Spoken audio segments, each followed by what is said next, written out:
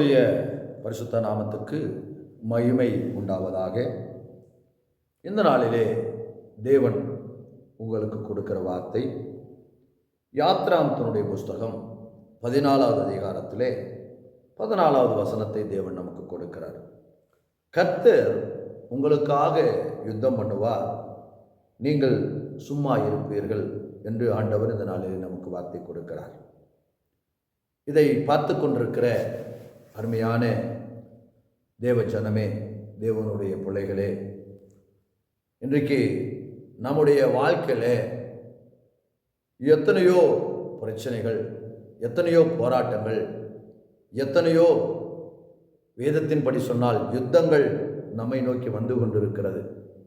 நாம் வாழுகிற ஒவ்வொரு நாளிலும் நம்மை சுற்றி இருக்கிற இடங்களிலே, அருகில் இருக்கிற இடங்களிலே நம்மை நோக்கி சத்துருவாகிய சாத்தான் நிறைய யுத்தங்களை கொண்டு வருகிறான். ஆனால் இன்றைக்கு அந்த யுத்தங்களை நாம் செய்யக்கூடாது என்று ஆண்டவர் சொல்லுகிறார். கர்த்தர் உங்களுக்காக யுத்தம் பண்ணுவார். அதனாலே யுத்தங்களை நீங்கள் செய்யாதபடிக்கு நீங்கள் சும்மா இருப்பீர்கள்.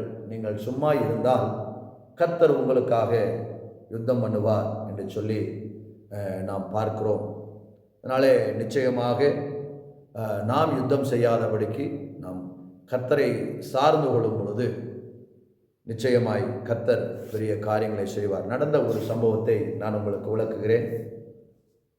ஸ்தோத்திரம். ஒரு நாள் ஒரு பயங்கர ஒரு பிரச்சனை எங்கள் ஊரிலே, ஒரு பயங்கர ஒரு பிரச்சனை. அதிலே எங்களுக்கு விரோதமாய் ஒரு நபர் எங்களை வெட்டும்படியாக, எங்களை குத்தும்படியாக ஒரு கத்தியை கொண்டு வந்து எங்களை ஒரு நாள் மிரட்டினார். ஒரு தனி மனிதன். ஆனால் எங்கள் தகப்பனார் 2 ஆண் பிள்ளைகள் மிரட்டினார். ஆனால் நான் ரட்சிக்கப்பட்டதனாலே அந்த யுத்தத்தை நாம் செய்யக்கூடாது. ஆண்டவர் நமக்கு சொல்லியிருக்கிறார், கர்த்தர் நமக்காக யுத்தம் பண்ணுவார், நீங்கள் சும்மா இருப்பீர்கள் என்று சொல்லி. அதனால் நான் என்ன செய்தேன், கர்த்தருடைய சமூகத்தில் நான் ஜெபித்தேன். இப்படி நான் வாலிபனாக இருக்கிறேன், ஒரு மனிதன், தனிப்பட்ட ஒரு மனிதன் இப்படி ஒரு பட்டயத்தை எடுத்து வந்து மிரட்டுகிறானே, வாலிபனாக இருந்த நான் சும்மா இருக்கலாமா அப்படிங்கிற ஒரு எண்ணம் எனக்குள்ளே வந்தது. இருந்தாலும் நான் கர்த்தரை சார்ந்து கொண்டேன்.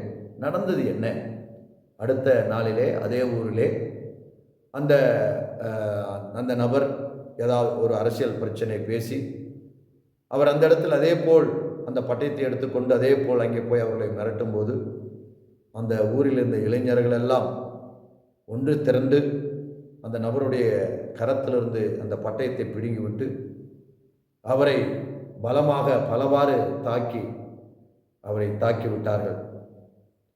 நான் எதற்கு சொல்லுகிறேன், எங்களை பட்டயத்தை எடுத்து விரட்டினது முதல் நாள், அடுத்த நாள் அதே நபருக்கு அந்த மாதிரி நிலைமைகள் ஏற்பட்டது. இதனால் நிச்சயம் கர்த்தர் நமக்காக யுத்தம் பண்ணுவார். நாம் யுத்தம் செய்ய வேண்டாம். ஒருவேளை அன்றைக்கு எங்கள் தகப்பனார் நாங்கள் சேர்ந்து அந்த குறிப்பிட்ட நபரை அடித்திருந்தோம் என்று சொன்னால் எங்கள் மேலே எஃப்ஐஆர் போட்டு எங்களை கைது பண்ணியிருப்பார்கள். ஆனால் நாங்கள் கர்த்தரை சார்ந்து கொண்ட போது அது ஊரில் இருக்கிற பொது நபர்கள் அடித்ததுனாலே யார் மேலேயும் எஃப்ஐஆர் போட முடியாது, யாரையும் கைது செய்ய முடியாது. ஆனால் கர்த்தர் அப்படிதான் நமக்காக யுத்தம் செய்வார். அதனாலே நாம் சும்மா இருப்போம். எந்த இடத்துல நமக்கு பிரச்சனைகள் வந்தாலும் நாம் கர்த்தரை சார்ந்து கொண்டு, கர்த்தரை துதித்து கொண்டு, ஆண்டவரே நீரே பார்த்து கொள்ளும் என்று சொல்லி நாம் சார்ந்து கொள்ளும் பொழுது நமக்காக கர்த்தர் யுத்தம் பண்ணுவார். நாம் சும்மா இருப்போம். அது நிமித்தம் கர்த்தர் நம்மை சாட்சியாய் வைப்பார். அவருடைய திருநாமம் நாம் இருக்கிற இடங்களில் உயரும். கர்த்தர் நம்மை ஆசீர்வதிப்பாராக. ஆமென்.